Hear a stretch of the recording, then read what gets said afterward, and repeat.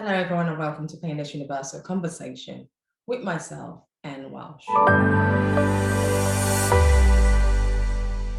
Today's conversation is looking at being innovative, overcoming challenges of pain or difficulties in your own country. My guest today will be joining me from Nigeria and be telling me about an innovation he created to keep him, his family, his friends busy when things were not going well during the pandemic, when people had to be locked down.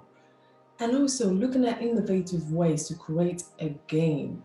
Rather than rely on international games, he brought the game home.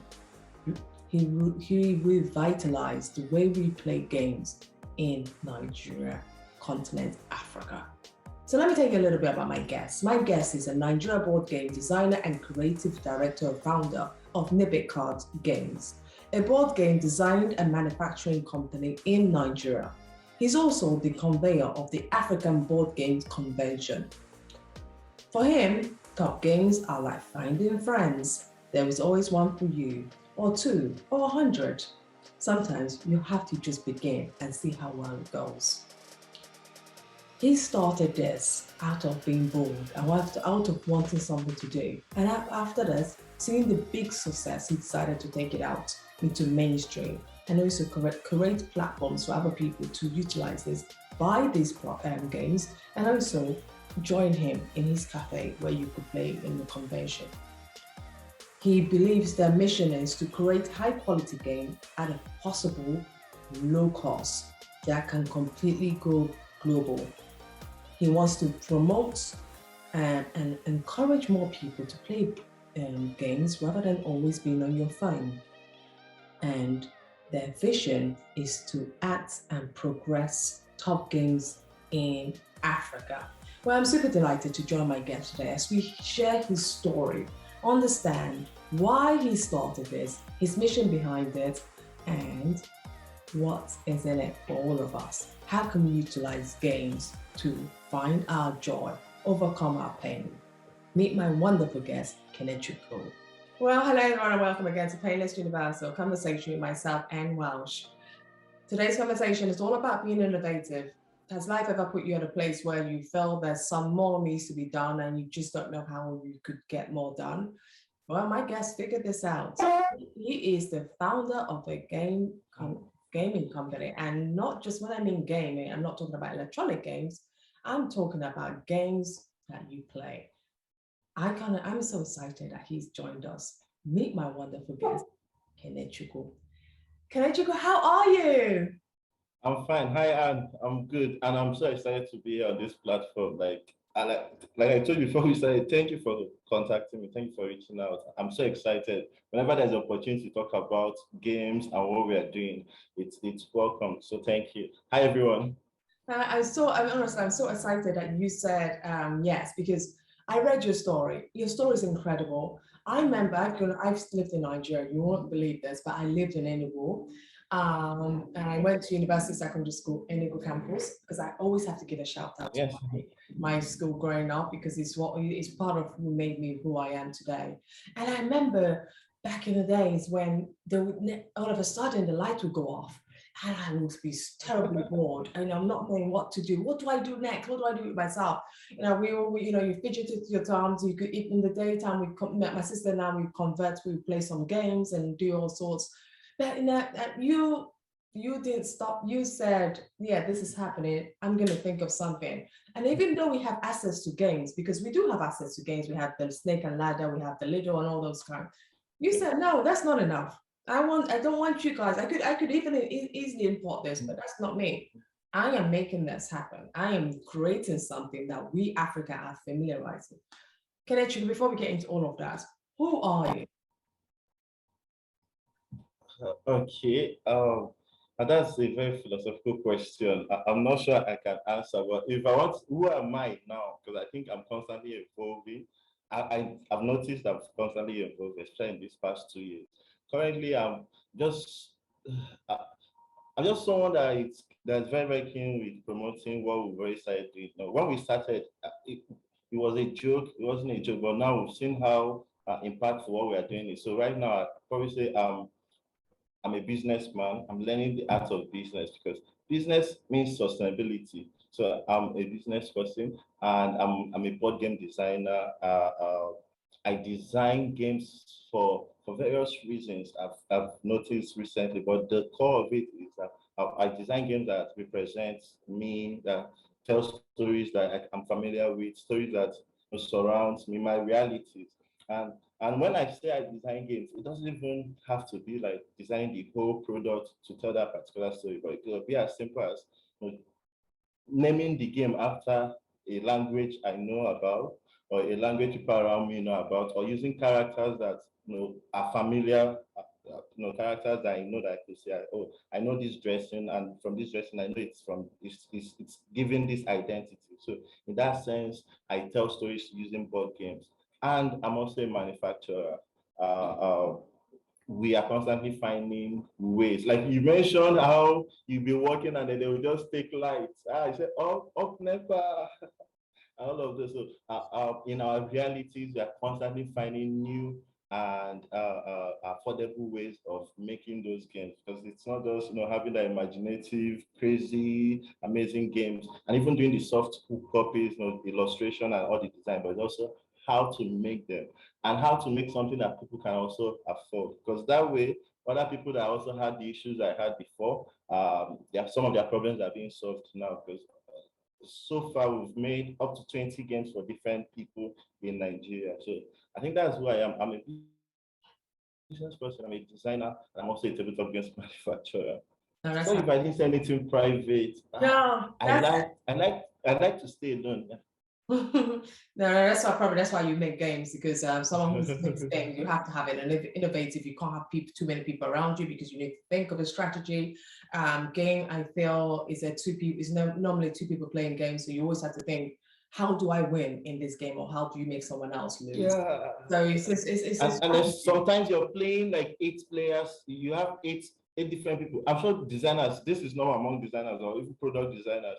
You have 8 people and they're all playing inside your head, and you don't have to be biased about it. Yes. It's weird now. I'm hearing myself. Well, yes.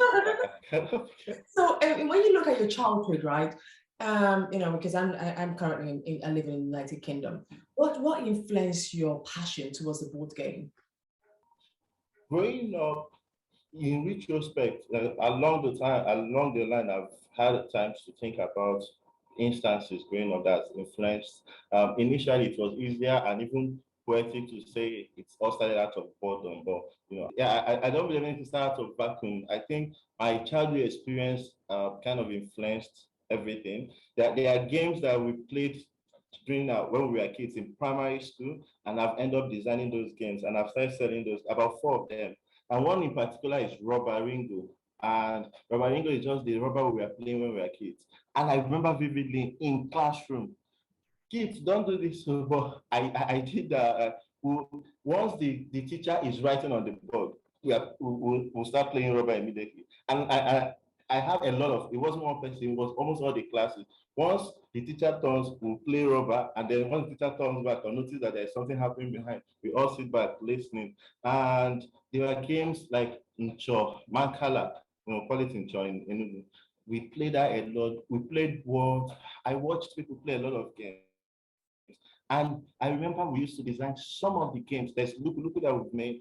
And the concept were things we were doing in classroom in secondary school, where we would draw our fingers. I'm sure a lot of young people my mates would relate to these games. You draw your fingernails and you write numbers, and then you ask the opponent, the other player, to find a particular number that is tiny. As they are looking for that number, you're writing 100 to see how far you can go until the person sees that number and says stop. And now we've made that game in a more packaged way. So I think my childhood influenced playing game. I've always told people that playing game is not an issue in Nigeria. In 2015, a Nigerian won the World Scrabble competition. World, not just Africa, world, right? And up to today, parents still pay people to tutor their children in the game of chess. Now, I can count how many hobbies or games that Nigerian parents will actually bring out money to pay someone to teach, unless they know it's profitable. And they still do it for a tabletop game. That means we play game. Only that the issue is this, that we don't have access to these games. Apart from I can literally name 8, we call them old classics that are available in Nigeria. Mancala, Snake and Ladder, Ludo, Scrabble, Monopoly. All of those games were there even before I was born. But that's what we are trying to change. Where we're saying, okay, these games are okay. They are okay. We're not saying they are not, but times are changing. Their identities are changing. Perceptions have changed. Now people now want to identify with their own story. People want to see an Igbo name in a game character. People want to see a Black person in a game character. People want to see negotiations happening. Like recently, there's a game we are prototyping that it's about auction. All right, because somehow African arts, right, end up in the museum, from one government to another, from one government, but they now see other forms of art being auctioned for millions. Maybe in 2-3 years time, one could even end up being billions of dollars. And that's the value. And if you notice, that transcends in other entertainment, because Harry Potter, and then Harry Potter is making a lot of money. But if you act a Nigerian witch movie, nobody will want to watch that. It doesn't make sense. So somehow, that's what that game is trying to do, where all the over 30 artworks are being auctioned, and people are now spending money in a game, over those arts and reading the histories and the names of those arts, and they are all African arts. So that's just what we want to do. We're not saying, oh, Nigerians don't play games or there are no games in Nigeria. We're just saying we want to play more games. And then obviously there's also the economic benefit of playing those more games. No, absolutely. I think it's identifying with your character. Like you see lots of dolls now making the black dolls as well to make people relate to it. As a child, you played board games and you played games like Snakes and Ladders, Ludo. What joy did you get when you played these games as a child growing up? There are particular moments I remember now. They're not always joy. They're not always joy. They are fights. But the bottom line, they are just emotions, and these memories that I now cherish now. And that's one of the things that games do. Like, how do I put it? It enthusiastically engages you, right? Because your emotions is now being meshed with, in quotes. So you always remember. And most times you don't even remember who won or who did not win. It's just that feeling. You are either shouting or you are angry. And games did that a lot. Like the tension of being caught, the tension of losing and being laughed at. Still, you will go on to play. Kids now, but you still do it even after being laughed at and ridiculed. This stuff, you still come back the next day. Sometimes you even beg the person that won you for a replay, please, so that you get by your dignity before you go home. Sometimes it doesn't work out. So those are memories I have gone back to. I love that memory. I love the memory. I love that memory. How you said it was, and it's not memories of joy. It's memories of fighting. Because it's memories of I want to keep going. I want to stay together. Let me go get that guy who won me in this game. How did he get? Yes. I know, Kenechukwu, you did say something about you noticed a lack of Nigerian-made games, and this led you on a curiosity path. That okay, I love Snake and Ladders, I love Ludo, I love all this thing, but one of the things I noticed is that there's a lack of Nigerian-based game, Nigerian makers, Nigeria indigenous. Actually, when you pick up a game and it says made in Nigeria by a Nigerian name, and you decided to say, okay, I have to take matters into my own hand. I'm going to try and do something to change that. Can you just tell me what led you to do this? Because doing that is one thing and running a business is another thing. They're just two separate things. What led you to do this? I over time, the conviction built over time and by different experience. Well, the initial thing that started this whole thing was my friend. And said we are all bored in school. Then there was the ASU strike. That was the initial thing. But after the first time we played it, the first game was Ogbuagu. That was I was saying uni then, called university, and there was this lecturer strike, so there was no school. But we don't know when it will be called off. I'm sure you're used to hearing those sort of stuff, yeah, in Nigeria. And so we didn't know what to do. The strike ended up 6 months. If we knew that for 6 months if we won't go to school, it made more sense. You could go do something else, but we kept hearing next week. So and you can't travel next week. So for that next week, that was how I designed the first game. But it took another experience and almost 2 years for me to bring out that prototype, which was just on a cardboard. I had no clue what the world view of on tabletop games were, but it took another being in another situation where there were mix of culture with other young people from UK, from Kenya, Nigeria, and we lived and worked together, right, in a particular place. So that cultural exchange was very powerful because they brought some games that I did not know even existed. And then when I said, "Oh, I have something like this," it became news. It wasn't news much. It wasn't news at all amongst my people, but for them it was, "Whoa, this guy did something huge!" Like, and I said, "Okay," and my curiosity started. And then I checked online just casually then, and I saw it was huge. But I also that I needed to put color on them, and I was in Lagos, luckily. So I had to put color on them.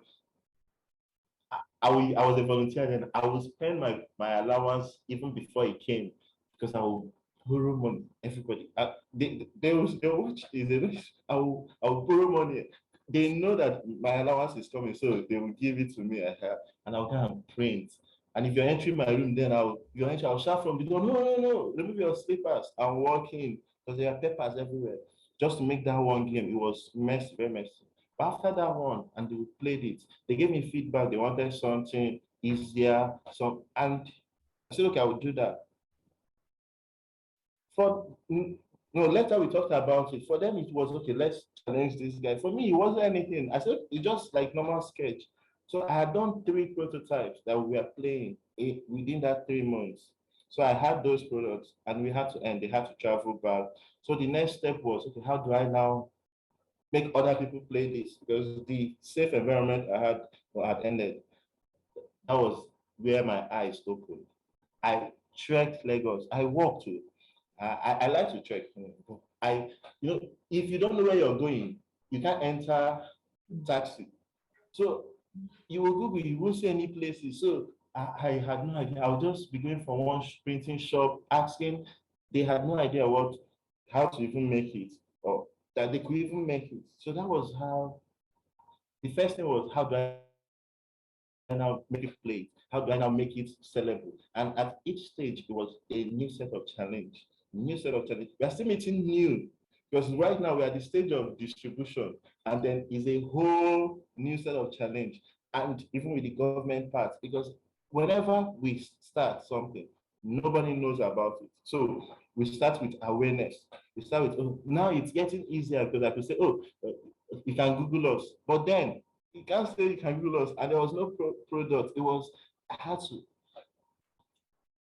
There was a time I wanted to what is it? Update my international passport, and I knew I was going to resign from my work. So I said my occupation is board game designer.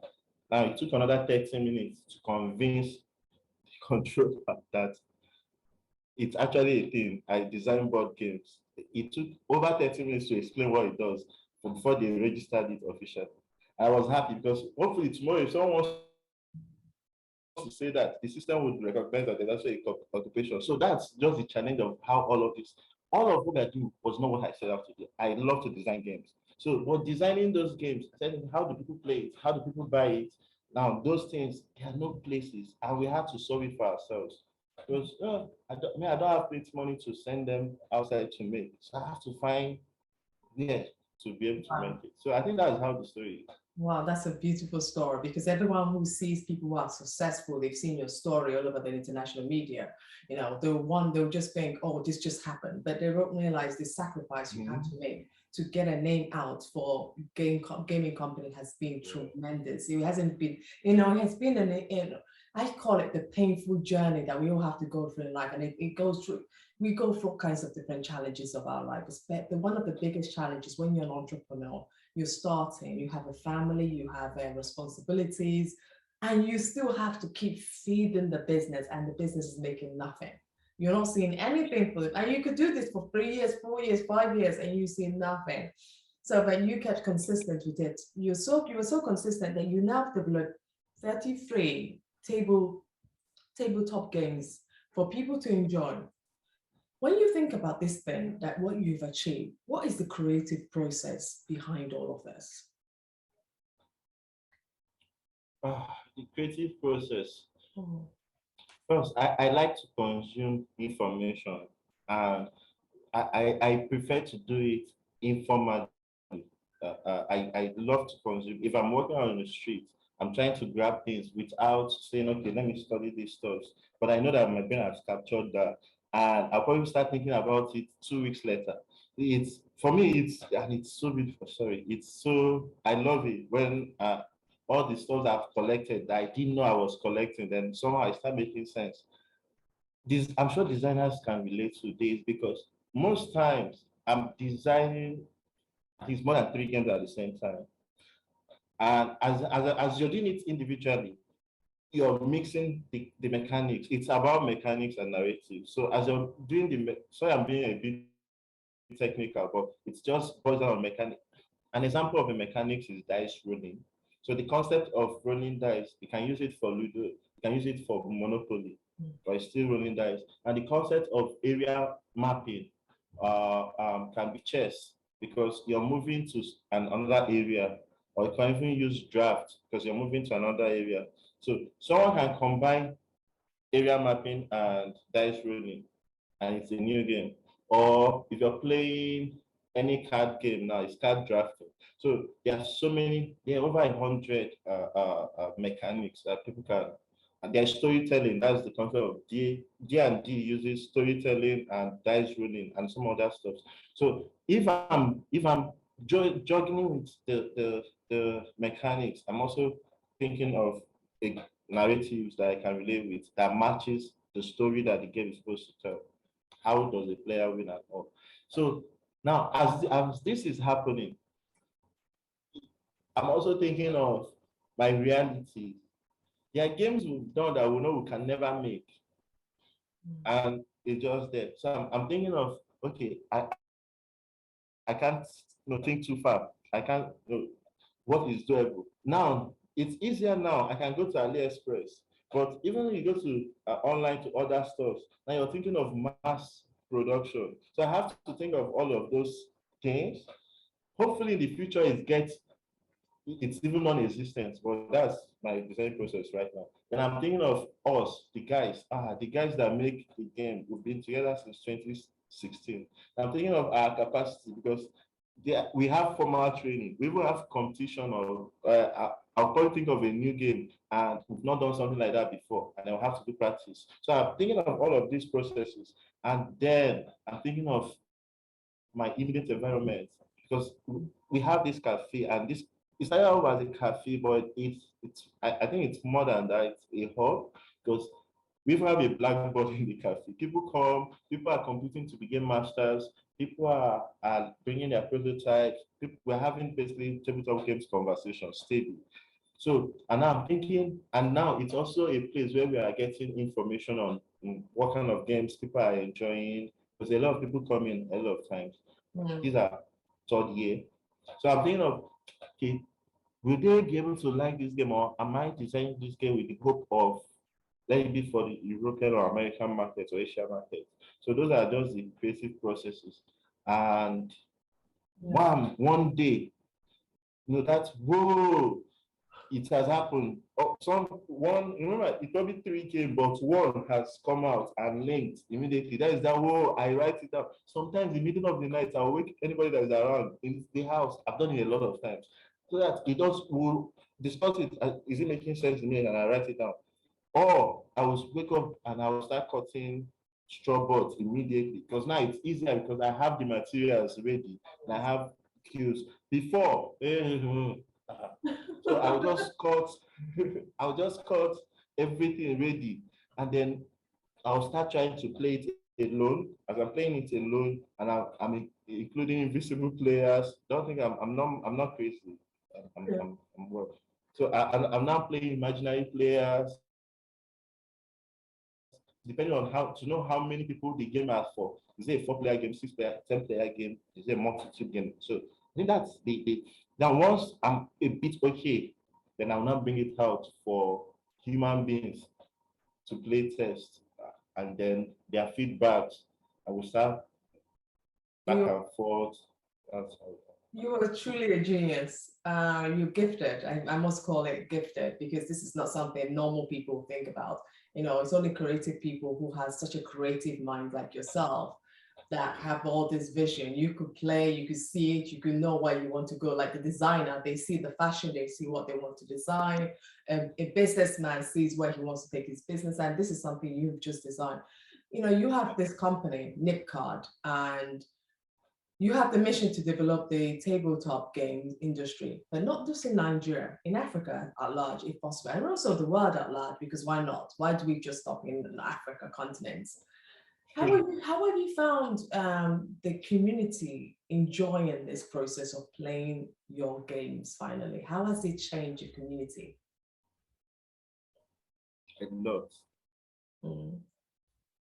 And it's a lot. It's, to be honest, I will not lie.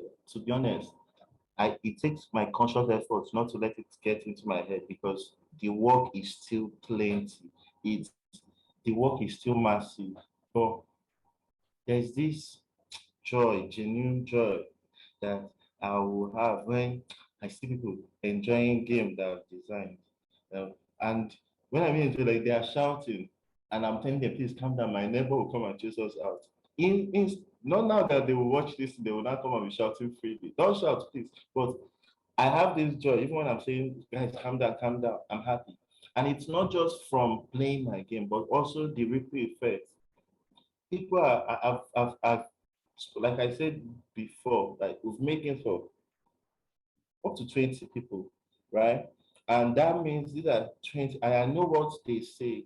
They've sent me personal messages, even the ones that at first, because of it's new, they are not sure. And when it comes to intellectual property, people are a bit, and some initially even threatened that I'll hear from their lawyers. But now we're very, very close, because now they've seen, whoa, someone sent me a message and say stuff that I'll be like, God, this is why we do what we do. But I have to find a way to swallow those stuff, and I'm happy.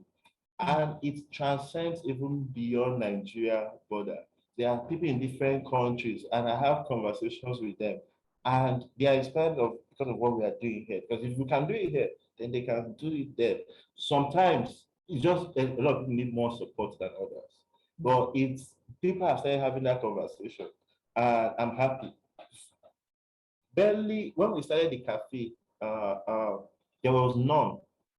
But now there are 3. And I know there are additional 3, so 4 in total. And I know all of these people. And I remember the first time we had those conversations, and now it's materializing. So I'm very, very happy, because it's moving. If it was stagnant, it's to be depressing. It's difficult to. There are times I cry. You don't see those things on social media. And then my team, there are things, but we are seeing the results, and it's transcending beyond Nigeria. And that's good. And we're still into the gaming industry, but when you think about gaming, people tend to use their phone to do gaming. It's a big thing. But you said, guys, I know you want to use your phone, this is a good way to play, and you can play by yourself, or you have the Xbox and everything. How are you bringing joy through people now bringing it recognition back again to table games?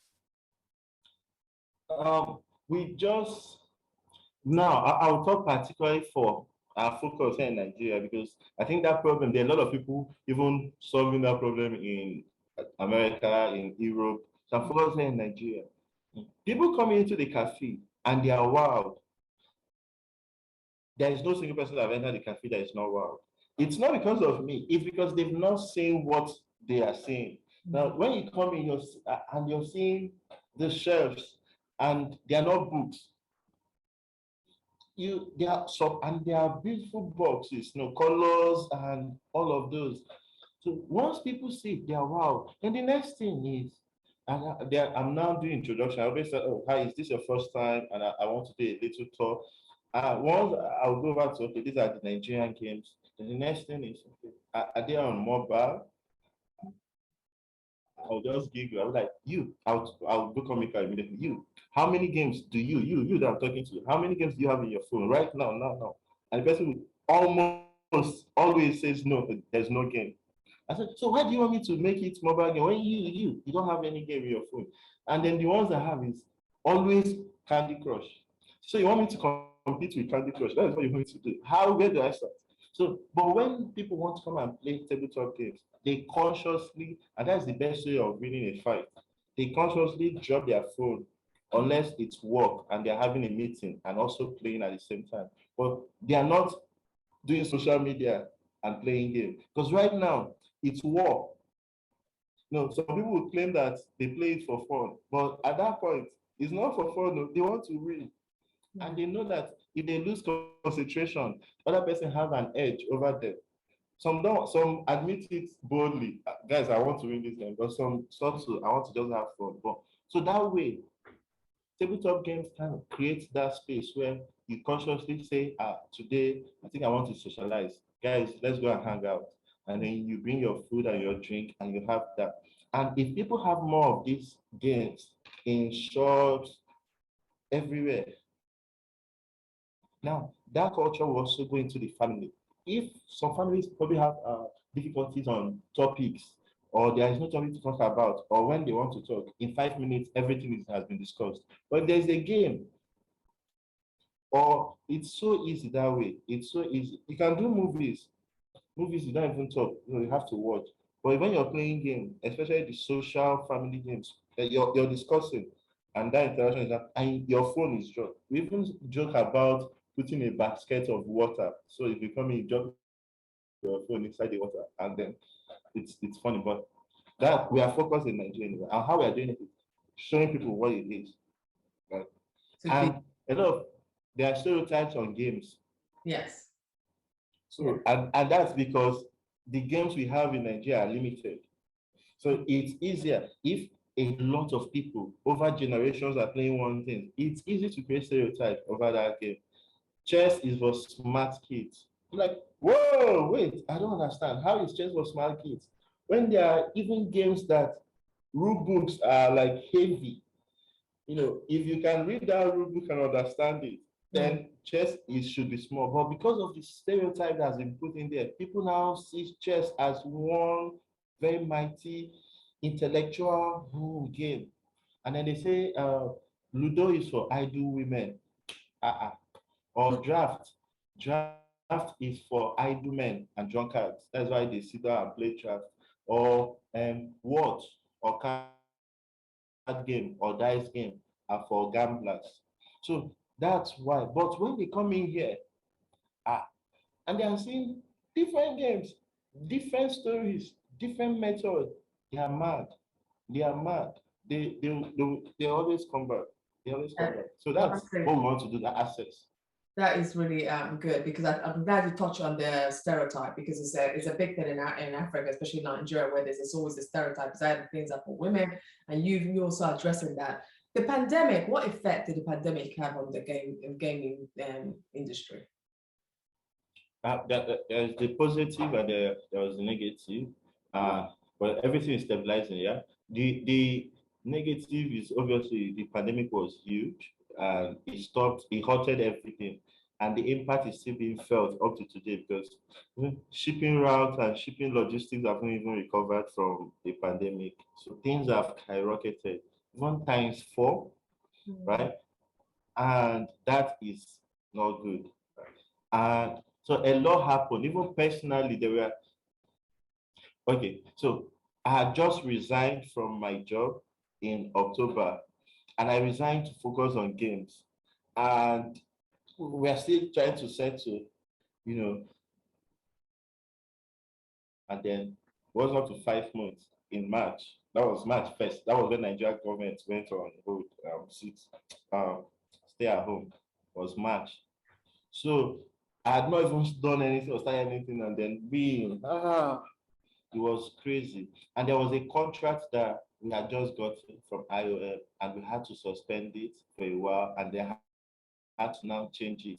We are supposed to go to schools and teach them games and all of those stuff. We've already done volunteers training. Schools have already been informed. We are waiting, and then the Nigerian government did the stay at home, which was very necessary and important. Still is. So that affected us. But we had to now change the project to you can watch the video online and make the game yourself.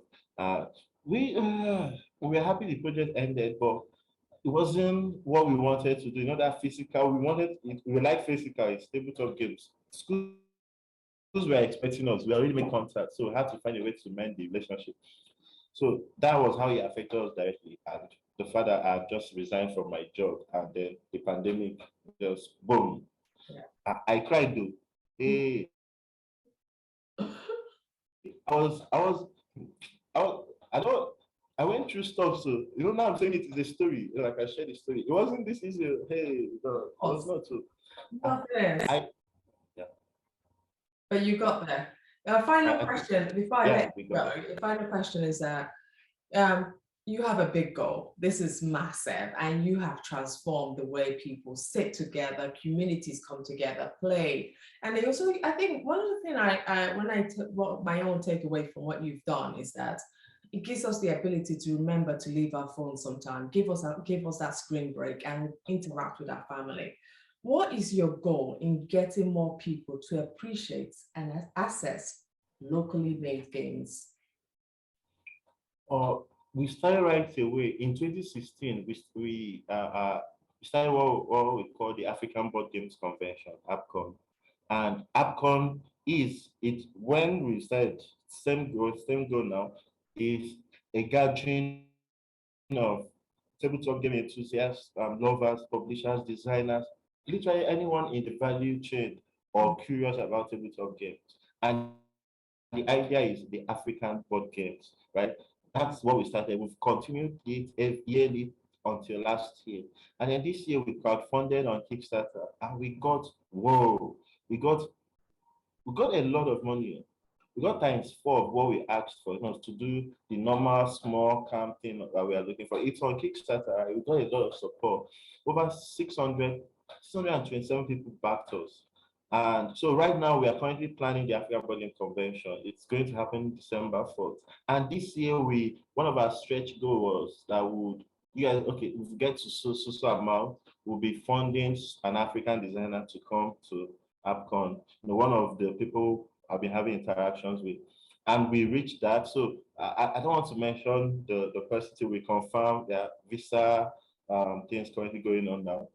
So it's huge, and all the games we'll be playing, though we'll be displaying foreign games, all the games we're playing are all African games. And we'll be selling as well, and not just NICAD games, not just NICAD games. We'll be releasing booth information tomorrow. That's the plan. And there's a website. Anyone that wants to see the whole information is www.theapcon.com. So that's our plan of, not the only plan, obviously. We've had information with publishers outside Nigeria, outside Africa, but that is what we want to use to meet, like the center that everyone worldwide would look forward to the African Board Game Convention. Africans, because it's one way to display their games, and then the rest of the world is one way to get African games. Like any games you want, as long as it's African, just go to APCON and you'll be able to see that. So that's what we are hoping it becomes. And the thing is, I've said it before, it's not something that we want it to just be in one location. Now, tomorrow's edition, if we are capable, can be in another city, in another African country, Nairobi, Johannesburg, it depends, Cairo, anywhere, but it's still that that brand, that feeling. So that's the plan. That's wonderful, Kenechukwu. I'm really glad you took the time out. And honestly, I wish Thank you you. luck. I will be we'll be sharing this conversation wide so people could more people could access your game. And I believe you have a website. If anyone interested in buying your games, where can they find it? Okay. For now, we changed our website for just Nigerian markets. So it's www.nipcatgames.com. But we also have a partnership with Aaron Brown, he's the owner of Tabletop Games Cafe. And people can get some of our games are already there, but people can also pre-order directly from him. The website is cowrygames.com. Cowrygames.com. Yeah. Thank you so much for your time. I really appreciate what you're doing. Keep Thank spreading you the so great much. word. Keep getting us off our phone to think more, have more conversation. It's not easy, but you did it and you're still doing it, and bigger, better, more things are coming your way. Thank you so much for your time. Thank you. And thank you so much for the opportunity. I'm grateful. I Thank am you so much. grateful as well. Thank you.